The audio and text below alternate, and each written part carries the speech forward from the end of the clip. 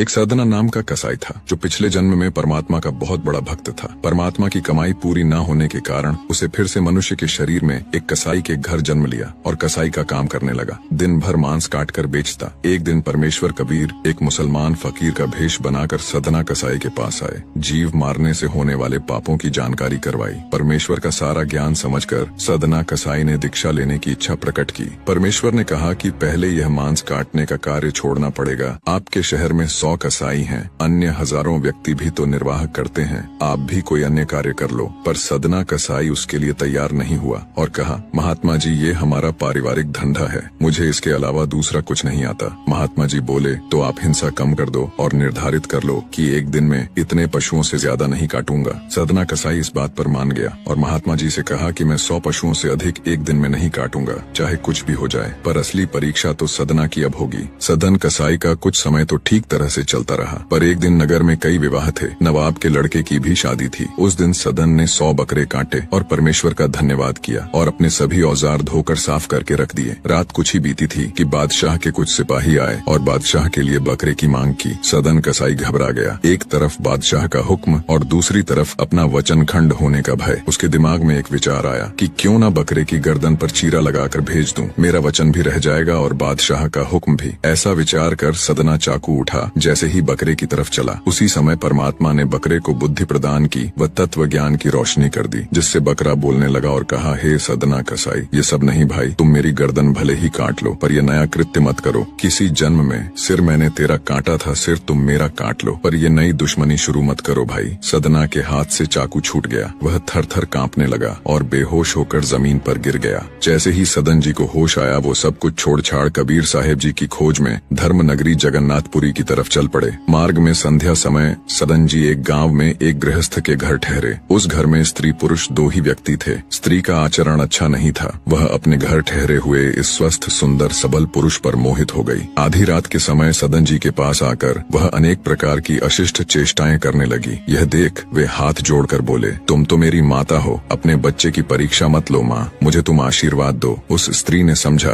कि मेरे पति के भय से ही यह मेरी बात नहीं मान रहा। वह गई और तलवार लेकर अपने सोते हुए पति का सिर काट दिया और कहने लगी, प्यारे अब डरो मत, मैंने अपने पति का सिर काट डाला है, अब तुम मुझे स्वीकार करो। सदन भय से कांप उठे और कहा, पापी औरत, ये तूने क्या कर डाला? स्त्री ने जब सारी कोशिश करके देख ली और पता चला कि ये तो नहीं मानेगा, तब द्वार पर आकर छाती पीट पीट कर रोने लगी। लोग उसका रुदन सुनकर एकत्र हो गए। उस दुष्ट औरत ने रोते चिल्लाते कहा, इस यात्री ने मेरे पति को मार डाला है और यह मेरे साथ बलात्कार करना चाहता था। लोगों ने सदन को खूब भला बुरा कहा और उसे राजा के दरबार में पेश किया। सदन बिना कोई सफाई दिए बस चुपचाप अपने प्रभु की लीला देख रहे थे। अतः अपराध न करने पर भी अपराध स्वीकार कर लिया। राजा की आज्ञा से सदन के दोनों हाथ काट दिए गए। फिर भी सदन के मन में परमात्मा के प्रति तनिक भी रोष नहीं आया और उसे भी मालिक की मर्जी मानते हुए, उनको याद करते हुए फिर से जगन्नाथपुरी को चल पड़े। सदन जी कुछ ही दूर चले थे कि कबीर साहेब जी प्रकट हो गए। सदन ने उनको देख हाथ जोड़ने के लिए जैसे ही भुजाएं उठाई, उनके दोनों हाथ पूर्ववत ठीक हो गए। सदन जी उनके चरणों में गिर गए। तब परमात्मा कबीर साहेब ने उसे उठाते हुए बताया कि पिछले जन्म में तुम काशी में सदाचारी विद्वान ब्राह्मण थे। एक दिन एक गाय कसाई के घेरे से भागी जा रही थी। ये जानते हुए भी कसाई उसके साथ क्या करेगा, तुमने गाय के गले में दोनों हाथ डालकर उसे भागने से रोक लिया। वही गाय वह स्त्री थी और कसाई उसका पति था। पूर्व जन्म का बदला लेने के लिए उसने उसका गला काटा और गाय को पकड़ने के लिए तुम्हारे हाथ राजा द्वारा दिए गए दंड से तुम्हारे पाप का नाश हो गया।